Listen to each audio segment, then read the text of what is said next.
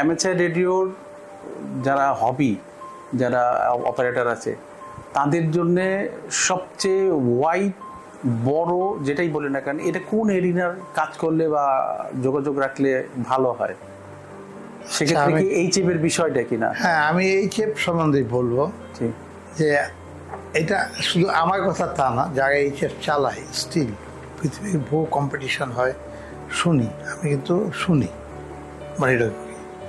এইচএফটা এমন একটা জিনিস যে আপনি একটা অল্প ওয়াট ধরেন 25 ওয়াট আমি কথা বলছি ইউরোপ আমেরিকা চলে যাবে, অপারেশন ভালো থাকবে। আমি কিউসও করছি না, আমার এত কিউএসএল কার্ড আছে আমি দেখাইতে পারি। তো এইটা এইচএফ সেটটা এমন যে আপনি যে একজন অ্যামেচার অপারেটর এইটা বুঝাইতে হলে আপনাকে এইচএফ সেট লাগবে, ব্যবহার করতে হবে, বলতে হবে, কিউএসও করতে হবে। এখন তো ওই কিউএসএল কার্ড ইন্টারনেটে আদান প্রদান হয়ে যায়। আগে তো আমারই পাঠাইতো কার্ড আসতো খামে, আমার একটা পোস্ট বক্স নাম্বার ছিল মোহাম্মদপুর পোস্ট অফিসে, ওইটা আবার কাগজ দিয়ে খুব সুন্দর করে পেঁচাই একটা নতুন ডলার ঢুকাই দিত বেশিরভাগ। কেন দিত জানেন? আমি যেন রিপ্লাইটা দিই। আচ্ছা আচ্ছা। আর আমার কাছে কেউ না দিলেও আমি দিতাম, আমার এক গাদা পয়সা নষ্ট হইতো, বাসা কাছাকাছি করতো, কিন্তু আমি প্রত্যেককে রিপ্লাই দিতাম। তাহলে কেন আমরা এইচএফে যাব? আচ্ছা, অ্যামেচার রেডিও যখন আপনি ইউজ করবেন আপনার ওই ওয়াকিটাকি কিন্তু অ্যামেচার রেডিও কিছু না। ওয়াকিটকি বলতে হ্যান্ডি আপনি এটা লোকাল ক্লাব স্টেশন, আমি মালয়েশিয়া দেখছি প্রচুর ক্লাব স্টেশন আছে, এক ক্লাব স্টেশন আরেক ক্লাব স্টেশনে কথা বলে ওইটা নিয়ে, এবং ও এত সিরিয়াস অলমোস্ট কল সাইন যাদের আছে প্রত্যেকের এইচএফ সেট আছে প্রত্যেকের, এবং কত পয়সা আছে যাদের পয়সা তারা দিয়ে যায় দামি দামি $2000-2500 একটা সেট কিনে। আমি দেখে দেখে আসছি, আমাকে দাওয়াত দিছে, যাওয়ার পরে দাওয়াত দিত, যাইতাম দেখতে, খাওয়ান দাওয়ান করাইতো, খাওয়াটাও অদ্ভুত।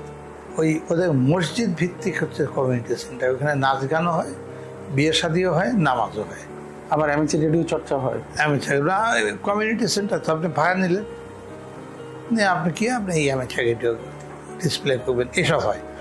তো ওইখানে খাওয়া হয়, ধরেন একটা ক্লাব স্টেশন থেকে 25 জন আসে, 25 রকমের খাবার নিয়ে আসে, তাই ওয়াইফাই আসে। আচ্ছা আচ্ছা। একা খুব কমই আসে, বউ নিয়ে আসে এবং খাবার নিয়ে আসে। ওই 25 জনের খাবার সবাই মিলে খায়, বিভিন্ন টেস্টে। তো আমি সেটা বলছি না, যে এই আসল মোদ্দা কথা হচ্ছে যে আপনাকে যদি রিয়েল মানে অ্যামেচার রেডিও অপারেটর বলেন আর হ্যাম অপারেটর বলেন হতে হলে এইচএফ কমিউনিকেশন মাস্ট, এটা আপনাকে পড়তে হবে। এবং কম ওয়ার্ড দিয়ে আপনি যত দূরে যাইতে পারবেন ততই আপনার ক্রেডিট। এখন কিন্তু প্রোপাগেশন খুব ভালো, বিশেষ করে ইস্টার্ন সাইডের সাথে জাপান টাপান এগুলোর দিক দিয়ে অস্ট্রেলিয়া প্রোপাগেশন খুব ভালো, নয়েজ কম, আপনার সাউন্ড খুব ক্লিয়ার বোঝা যায়, স্ট্যাটিক নয়েজটা নাই। এই এখন একটা সময়, এইটা তো আগেও সামনে 1 বছর থাকবে এই প্রোপাগেশনটা। আচ্ছা, তাহলে এই এইচএফ রেডিও অপারেশন করতে যদি কেউ চায়, কোনো অ্যামেচার রেডিও অপারেটর বা হ্যাম রেডিও যে অপারেটর যেটাই বলি না কেন, তার আসলে প্রথম কি কি ধাপ পার করে যেতে হবে? আপনাকে আমি বলি কোনো ধাপ না, আপনি পরীক্ষা দিলে আপনাকে এখন বাংলাদেশের নিয়মে আপনাকে একটা কল সাইন পাওয়ার যোগ্য আপনি অর্জন করছেন, পরীক্ষা পাস করছেন, আপনাকে রেজাল্ট দিবে। আপনি তখন কল সাইন চাইবেন, প্রথমে তো আপনাকে জিজ্ঞাসা করতে হবে কী কল সাইন চাও। যদি দেখে যে না ওইটা তো আর নাই, কল সাইন কিন্তু পৃথিবীতে একজনেরই থাকে একটা, দ্বিতীয়বার হওয়ার কোনো স্কোপ নাই। এটা কেন নাই আপনাকে আমি বুঝিয়ে দিচ্ছি একটু পরে। আপনি কল সাইন চাইলেন, ওই খাতাপত্র ঘেটে দেখুন না এটা কল সাইন আছে, দেখেন এখন 2 ডিজিট, এখন 3 ডিজিটের কল সাইন, 3টা অক্ষরে কল সাইন দিবে। আপনি চাইলেন আপনার নামের সাথে মিলায় হোক, সামনের অংশ পিছের অংশ মিলায় একটা কল সাইন চাইলেন, ওইটা বিএটিআরসি দেখলো যে এটা তো নাই, অ্যাপ্রুভ করে দিলে কল সাইন আছে, এই কল সাইন নাই, আপনাকে এটাই দেওয়া হবে।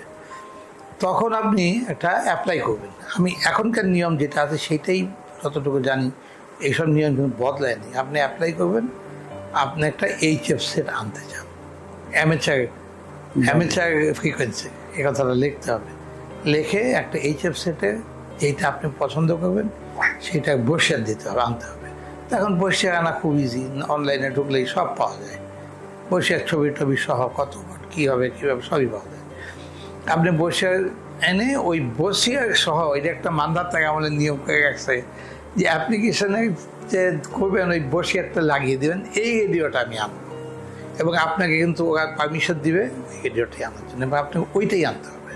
এখন আনার নিয়মটা কি, আপনি বাইরে আত্মীয় স্বজন থাকতে পারে, বললেন যে আমার একটা রেডিও পাঠিয়ে দাও, ডাকে পাঠিয়ে দাও, বা কেউ হাতে করে নিয়ে আসতে পারে। তারপরে ওই বিভিন্ন যা রেডিও বেচে ইন্টারনেটে বউর নাম ঠিকানা আছে, ওদের বলবেন এখান থেকে অনলাইনে পয়সা চলে যাবে, ওরা আপনাকে রেডিও পাঠিয়ে দেবে। পাঠিয়ে দিলে হবে কি, এটা কিন্তু আপনাকে যদি কেউ হাতে আনে এয়ারপোর্টেতে নামবে, নেমে তাকে বলতে হবে যে এরকম একটা এই কল সাইনে একটা রেডিও সেট আমার কাছে, মানে আমাকে ডিক্লেয়ার করতে হবে। হ্যাঁ, ডিক্লেয়ার করতে হবে। ডিক্লেয়ার করলে ওরা করবে কি, এটা ওই অবস্থায় রেখে দিবে, কাস্টমস রেখে দেবে, বলবে যে বিটিআরসিকে বলেন আপনার রেডিও আসছে, বা কাস্টমস একটা আপনি কাস্টমস ক্লিয়ারেন্স করে দিলেন, ওই কাগজটা দিবে, এত বড় একটা কাগজ দেয়, ওইটা নিয়ে আপনি বিটিআরসিতে যাবেন, বিটিআরসি দেবেন যে আমার রেডিও চলে আসছে, এই একটা কাগজ কাস্টমস ক্লিয়ারেন্স হয়ে গেছে। তখন এবং কাস্টমস ক্লিয়ারেন্স না করে যাইতে পারে যে আমার সেট চলে আসছে, তখন ওদের একজন অফিসার মানে অ্যাসিস্ট্যান্ট ডাইরেক্টর টাইপের একজন আপনাকে সাথে নিয়ে যাবে, এবং উনি নিজে খুলে, নিয়ম হচ্ছে নিজে প্যাকেট খুলে দেখবে যে এইটা এই সেট কিনা যেটা আপনি আনতে চাইছেন। উনি যদি বলে দেন যে হ্যাঁ এই সেটই, একটা ফর্মও বোধহয় আছে কাস্টমসে, লিখে দিল, তারপরে কাস্টমস এটা আপনাকে বুঝিয়ে দিয়ে দেবে, এই আপনার রেডিও মালিক হয়ে গেলেন।